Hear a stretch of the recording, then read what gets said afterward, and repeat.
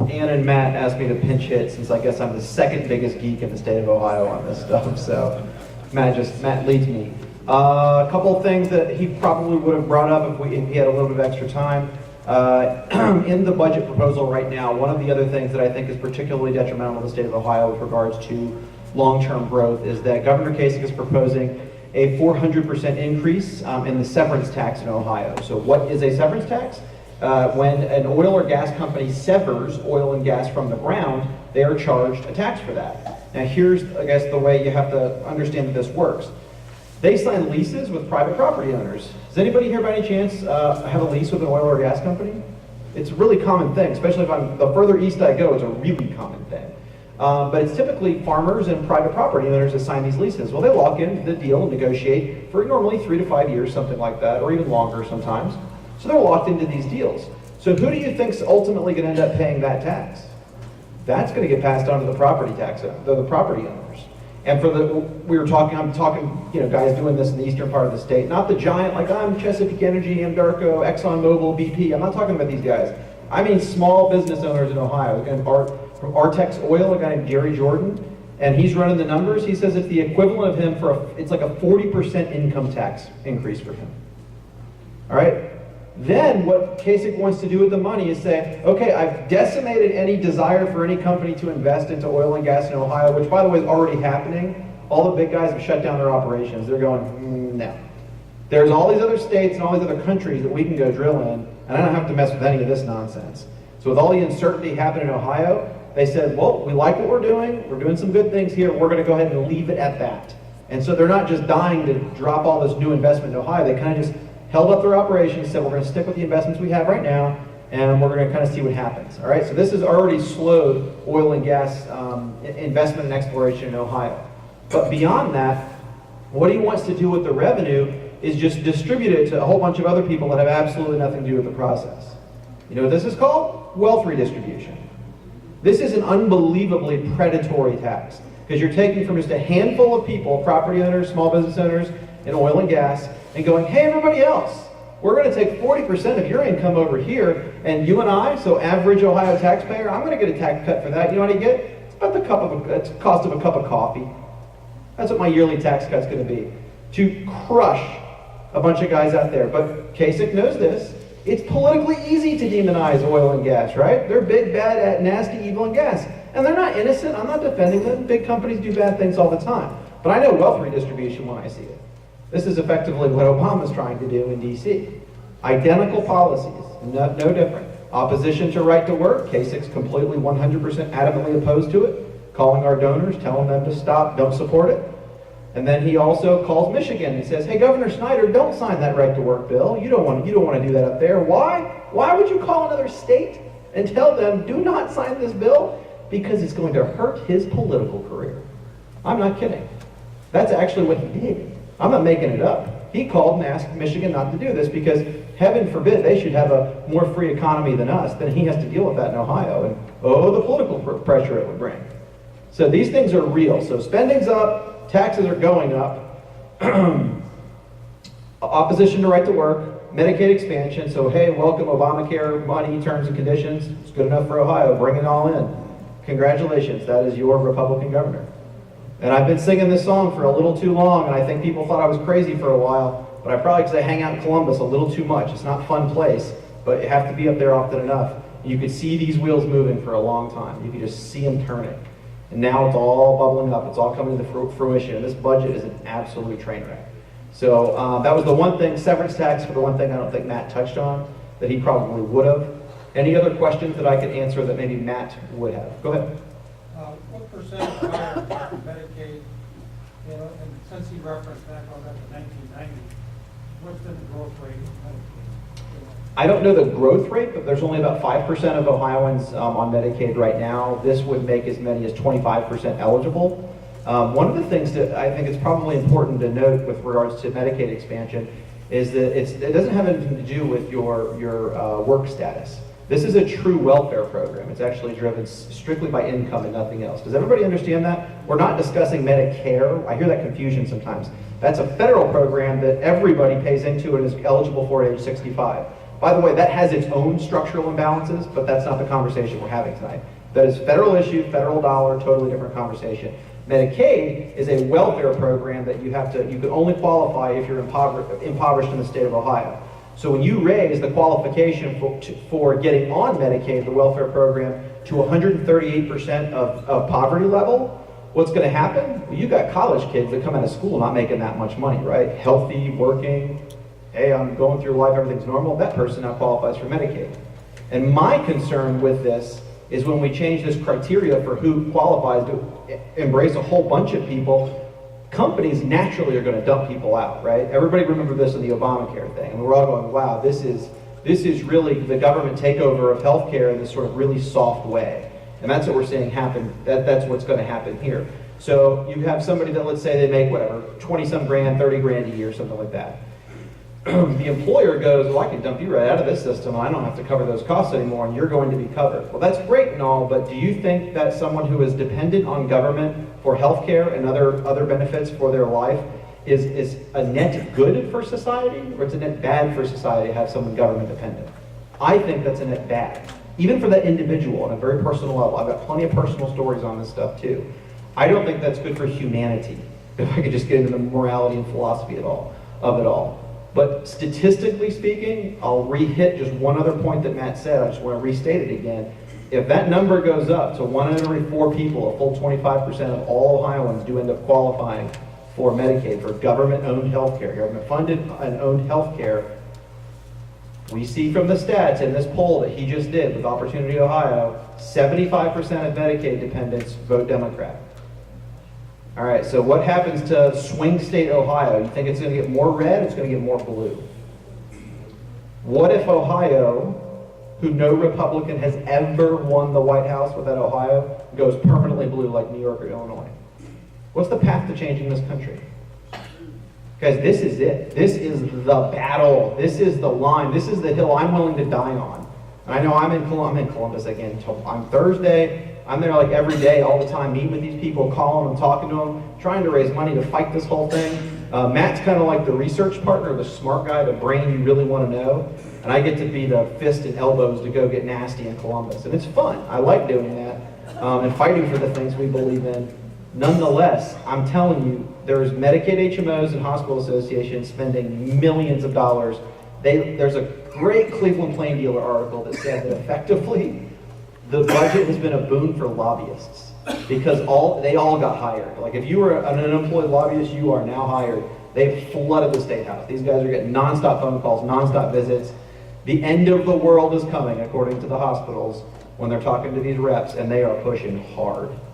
And they're making promises, and they're doing all this stuff. If you guys don't engage, I promise you this is going to go through. And I already told you the consequences. This is a do or die moment.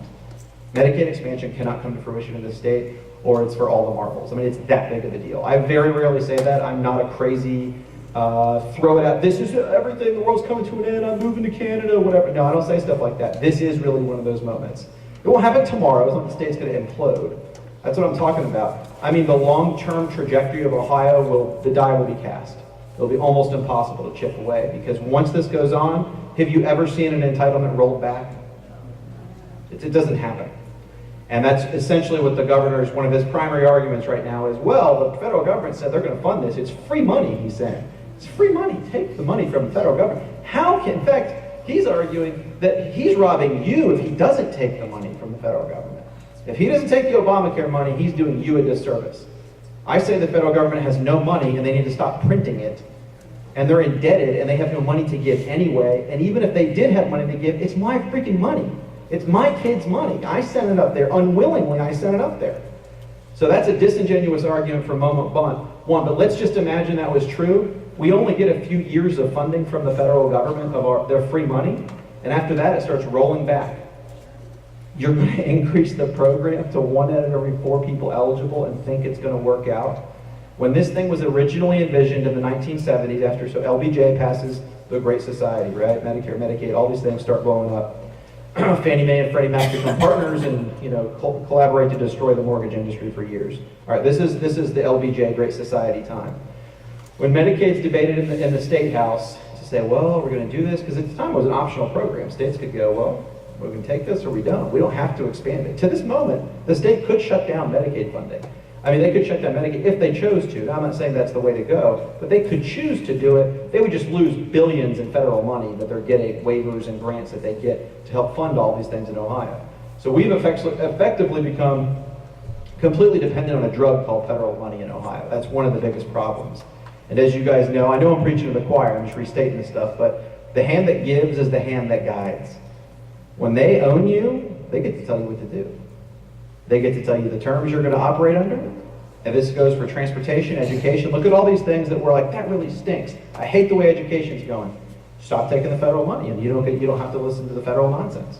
But we take the federal money, guys. That's the whole problem. So we take this federal money, we're going to expand this program, and this is in the words of the current Speaker of the House, Bill Batchelder. He said in the 1970s, when we're debating this whole thing, we envisioned and projected, there's all these beautiful projective studies, right? This happens all the time. They're infinite wisdom, like we can predict the future, right? The predictive study said this should be $1 billion program for Ohio. Right now it's about a $16 billion a year program for Ohio. This is going to move it. This is about $17 billion in extra funding for Ohio in the short term. We have no way. No one knows. If anybody says they know, they don't know. I don't know either. No one knows what this thing looks like years from now. No one. No one could have conceived that Medicare right now would be a $37 trillion liability for us. No one could have known that. None of the models, none of the projections. We don't know what's going to happen. And when you don't know and you can't be certain on something, it's best not to expand a failed program that we do know has increased in spending at this trajectory. It's 15 times the size that was originally envisioned. So again, the default scenario here is don't do it. There are free market alternatives. There are ways to fix this system. Patients in it, I mean, are just, there's horrible, horrible stats. Just horrible stuff. Like, you are more likely to die post-surgery if you are a Medicaid recipient than if you don't have insurance at all. And we want to expand this program. I mean, this is stupid. I don't know, I don't have other words for it. It's asinine. It really is that bad. So, okay, 2 questions in the back. Long answer on Medicaid. Go ahead, Teresa. When is the date on the vote? Okay, so the vote, the last public testimony is happening this week. It actually started today. So one of the things you guys can do from an activist standpoint is show up at those hearings. Well, Anne went. She will tell you the grueling pain, which is, by the way, it's a story worth telling. So let me answer your question. I'll tell you why she groaned verbally, audibly groaned when we said this. So the timeline is the last public testimony is today, Wednesday and Thursday of this week. So I will encourage you to go. I'll tell you why in just a second. Then next week, the House is actually on break, spring break for the House of Representatives, basically. So they're on break for a week, and then when they come back, the final amendments to whatever the budget's going to look like have to be submitted. So the way this is working right now, imagine that the Ohio budget is like a Christmas tree, okay? So you've got the core of the Christmas tree, and you've got the branches that go out. Like, oh, that's a very nice tree. The budget will always be there. Great, we have this wonderful tree. Well, every year people try and put ornaments on this tree. So imagine that there's ornaments getting put on this tree. So this year we have ornaments like severance tax increase, Medicaid expansion, additional spending, like all these things, like, oh, throw all these ornaments on. So as it's going through the committee process, at any point, the finance committee who's hearing this can go, we don't like that ornament anymore. We're going to take that ornament off and get rid of it. That's not a good ornament for our Christmas tree this year. They have the ability to do this. There are 31 people on this committee, 20 of them are Republicans, 11 of them are Democrats. This is holistically 100% in the control of Republicans. They want to do this or they don't. This is not the Dems' call. This is a Republican call. You're the one person in Butler County who's on this committee right now. I don't know if anybody lives, this is kind of western Butler County, but Tim Derrickson is on this committee. You should definitely, if you know anybody on that part of the state, so that's Oxford and everything, and it goes all the way down to Fairfield as well, and splits up just a little bit around there. He needs to be engaged on this issue, so Tim Derrickson should be contacted. But in 2 weeks, they'll say what ornaments do we like on the tree and what ornaments don't we like on the tree. They will then move it to a House vote no later than April 18th is when it's scheduled, and that goes before the entire House of Representatives in Ohio. And this is where things will get very interesting. Again, you have 20 Republicans going to shut this thing down in committee. Of the total 31, you only need 16 people to do the right thing and go, nope, we're not taking this Obamacare money. Okay, that's what they should do. That's what we want them to do. No Obamacare money. We want to fix Medicaid. I agree too. It's a broken system, bad health outcomes, horrible thing. Let's have the debate in a few weeks. I'm totally fine with that. In fact, let's talk about it for the next year if we need to. But we don't have any need to try and rush this thing through just for the sake of rushing it through because Kasich needs to fill his hundreds of millions of dollars of a hole that he's created artificially to pack in the federal funding. That's not a good excuse to make public policy. It's a bad reason to make public policy. So stop it in committee. If not, the thing goes to floor vote, and really, we don't know what's going to happen at that point. I mean, in theory, the Democrats probably are going to come over across the line and go, heck yeah, we want that thing supported. I mean, it's a strong constituency on the Dem side that wants that thing to move forward. And that's the last thing we want. But if it gets to the House, I think that's likely, what you're going to see. So that's by April 18th that occurs. And the rest of the process is that they will go, okay, Senate, we have a budget. And then Senate drafts their own budget. And they come up with their own things. They decide, well, what does our Christmas tree look like in comparison to yours? And then they will pass a budget, and then it goes to what's called conference committee, and they'll make a final decision on what's the final version of the Christmas tree look like, and then it comes at a conference committee, and both the House and Senate vote on it, and then the governor signs the budget. By law, that has to occur by June. So, but the key for us is stopping in the House. That's like Bunker Hill. If you don't win Bunker Hill and repel the British at Bunker Hill, maybe the war doesn't get off the ground, right? Maybe we don't have the momentum to stand for the rest of the fights. So we've got to win Bunker Hill. Bunker Hill is right now, it's the House. That's how important this is.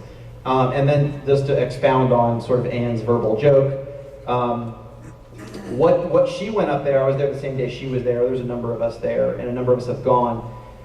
If you've never been to one of these public hearings, they're absolutely fascinating. So everybody lines up. I mean, there's a huge room. It probably accommodates 200 people or something like that. It's a lot larger group, can sit in that room than's in here right now. Okay, it's a bigger room, wider at least. And basically, every special interest you can possibly imagine is there going, here's why I need more money.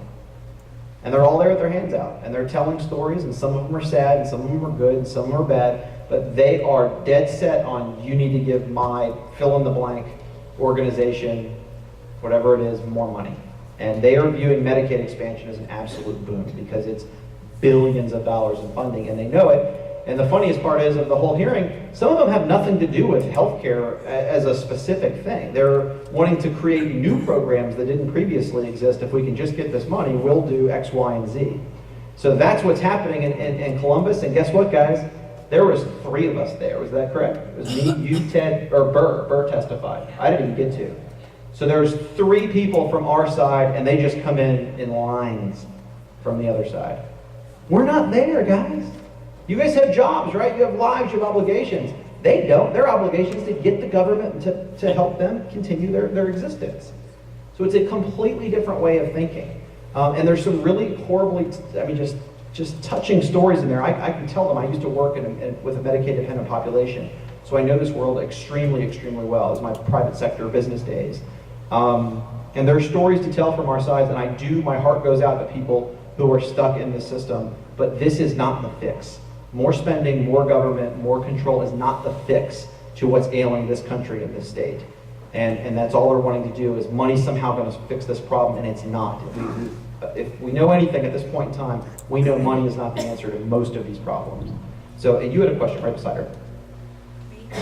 Yeah. I just was wondering, first of all, the 16 people that we need, the 16 Republicans, is there any way we can get their numbers so that we can update them? There is, if you go to the CincinnatiTeaParty.org, there's a Take Action page, and it has the 16 Republicans, their phone numbers, and their email addresses. Great, okay, good.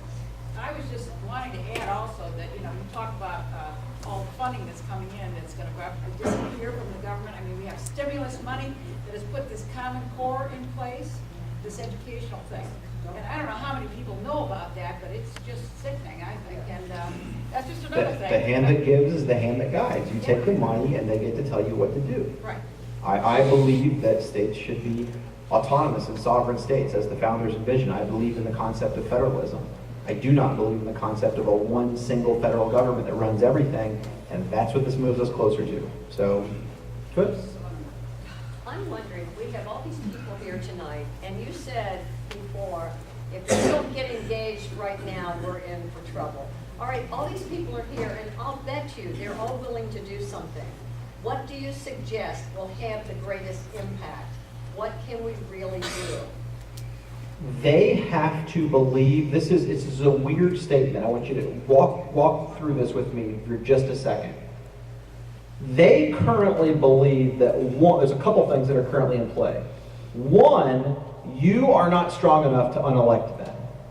That is common knowledge in Columbus. It's common thought process. And one of the other things is like, well, they pretty much went along with us before. Look at Romney, look at this guy, look at this one. They assume, here, in fact, this is a slightly controversial statement, but maybe it's not. They are assuming you are essentially the black community for Democrats.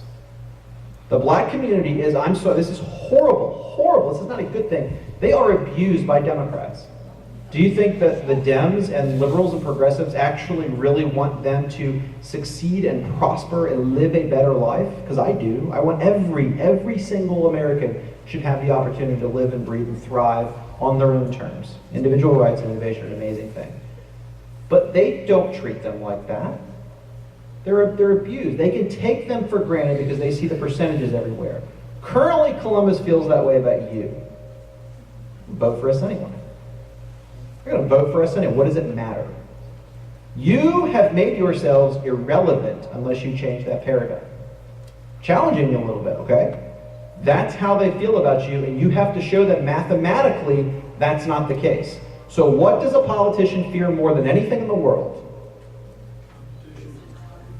I heard losing his job and a couple other people. They want that office. That is the thing they covet most. They want it more than anything. They will beg, borrow, and steal to keep it. Re-election is the most important thing to politicians. That's it. You think it's something else? It's not. You think it's policies? It's not. It's not. They're devoid of principles. I'm telling you, I've been there. I've sat there. I've sat across the table from these guys 100 times over, and I can tell you when push comes to shove, they're going to do what's best for their re-election. That's it. So now this is where the magic comes in. This is really interesting. If you are the primary reason they either get elected or not elected, you control all the chips. All of them. And here's the cool part. These Republicans are in relatively gerrymandered districts. Now this is typically a problem. But when they're highly Republican districts, guess what that means to primaries? That means there's only a few thousand people voting in a primary. Anne's not allowed to answer because she knows the question.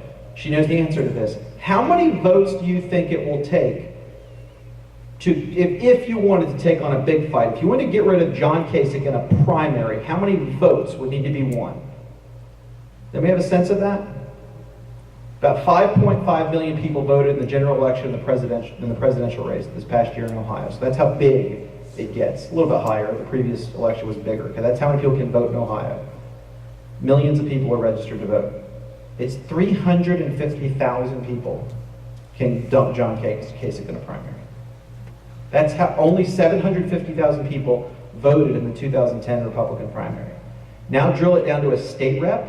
Some of these districts have 12,000 people total voting. So it's 6,001 votes. You can get rid of a state rep. You guys can't come up with 6,000 votes? Seriously, these people are in your backyard. They're your neighbors. These are people that you can talk to, you can look in the eye, you can have influence on, but it's going to require you going, I'm not playing this stupid game anymore. I'm not voting for you just because you're a Republican incumbent. I'm voting for the person that actually has some principles about them. I think that a great strategy is to do this in Republican primaries because it's low budget, small numbers of voters. You can tackle that easily. But that requires, for you guys, the answer to your question is they must fear re-election. They fear re-election more than they fear John Kasich and Medicaid HMOs. I promise you, you will win this battle. Currently, they don't feel that way. So you have to make them feel that way. And it's sort of the traditional things. They've got to hear from you. That call has to come in. They have got to think the world is coming to an end if they vote for this thing. They have to feel that way. Okay? And you've got to be able to back it up. So that means that credibly, I would love more than anything, if you guys, this is Butler County, and I know it's not our rep, I will give her public credit. So I'm really tough on Margaret Condit, if anybody doesn't know that. I really have been very tough on her.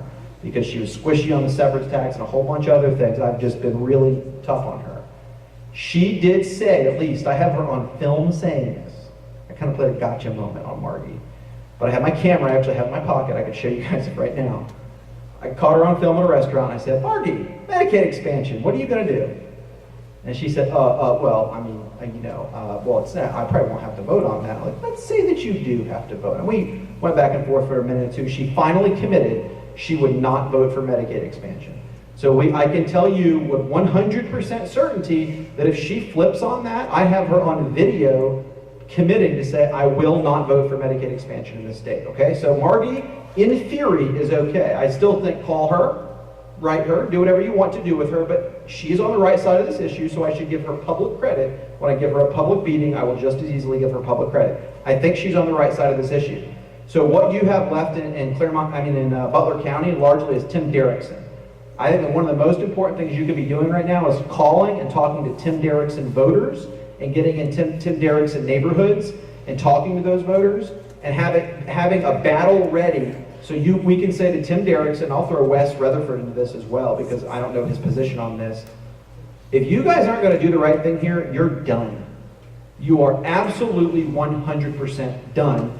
And if you guys can put together the data, because this is not hard. We did it down in Cincinnati the other day. A handful of us protested John Kasich at the Hamilton County Lincoln Reagan Day dinner, which they really appreciated because it defined the media narrative for a good 3 days. But we went across the street, there's 22 of us making phone calls into representatives' districts, talking to their voters. And I can tell you after looking at the sheets, about 8 out of 10 of every Republican we call, primary Republican voters, does not support Medicaid expansion in Ohio. So once it's called voter ID, we call those people and we go, how are you on this issue? And then we were asking them, based on what you say about this issue, would you support somebody else in the primary? All right? So now we're getting this information from thousands of these voters. So when primary time comes, all we've got to do is turn that back over and say, all right, the thousands of voters in your district that say they're not going to support you. So this kind of activity, call, write the letters, do what you can. Absolutely, do those things. But the next stage is you have to be ready to deliver on your threat. If not, they're going to pat you on the head and go, thanks, I'll take that into consideration. I'll let my staff member know about that. We'll get back with you on that. Because that's all they have to do. They have to placate you right now. All right, George in the back, and then I'll come front. Yeah, just a comment to reinforce what you said and back up Pam's question. Roughly 90 people in this room right now. Only one elected official. You go to the Westchester Republican meeting, which happens quarterly, you're going to find about 15 people in the room on average. Trust me, I've counted. About 6 to 8 elected officials there. This room can make a difference. The people in this room can change the outcome of an election. There's not a more energized group in Westchester with political intentions than the people in this room right now. Believe it, it's true. Yep, it's his personal ownership of this to go, no more. I'm done with this stupid cycle.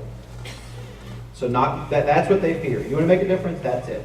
Let them know you will unelect them. And there is actually hard, data-driven ways to do that. So let's go find out what their voters think about this and then use it against them when the time comes. Go ahead. How much time do we have?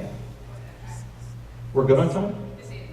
Okay, well, I don't want to sit up here all day with people are asking. You know, one thing I think is those people that are wishy-washy as far as on the vote, the House and whatnot, you need to find candidates that are going to run so that you have somebody to point to. If you can't do the job, we'll find somebody else, and so-and-so's going to run against you. I mean, sometimes you got to put your money where your mouth is. Totally agree. You know, have somebody that, whether it's Margie or anybody, you know, say, hey, we don't need you. You know, we want the job done right. And that's what you got to do. Somebody's got to step up. Yep, that's right. Let's do a little bit of candidate recruitment too. So if anybody knows someone over on that western side of Butler County, you go, you really need to consider this. So far, right now, because I'm serious about this stuff, we have 3 people that have stepped up and said, I will primary one of these individuals. So I am just pulling in data and just prepping the field and just getting it ready. And I mean, I want to be able to hand these people a present that is, you have a layup of an election come 2014, and it's more than possible. with, again, small numbers of voters in a primary, just a few thousand voters. This isn't the presidential. We go, oh man, I hate the results of the presidential. There's millions of people turning out to vote. It's really difficult. These races, a few thousand people. That's it. This is the digestible chunk. You guys can knock this out of the park if you want to. This group decided to do something like that. You do it on a weekend, guys.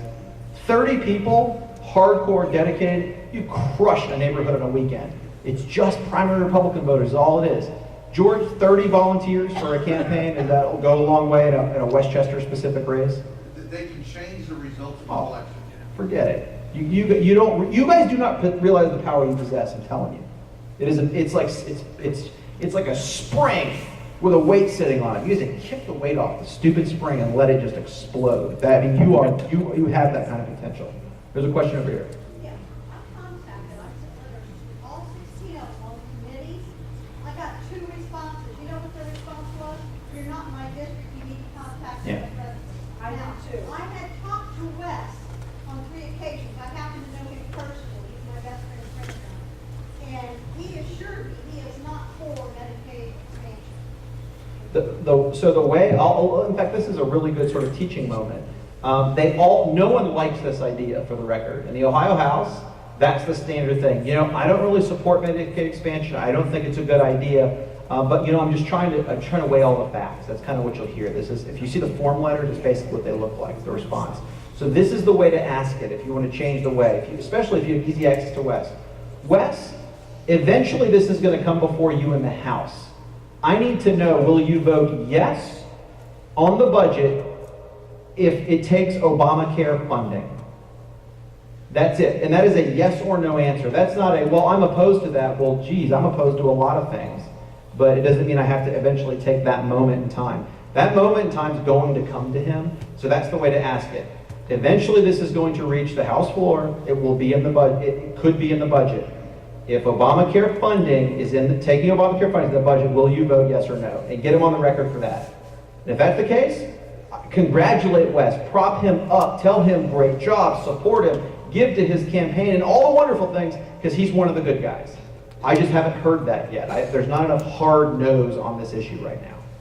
So, other questions? Is it Coley or Cooley? He's on the finance committee, right? Bill Coley is a state senator. He is here in Westchester, and a handful of us met with him, and according to him, he is a hard no on this issue. It is good. That's great.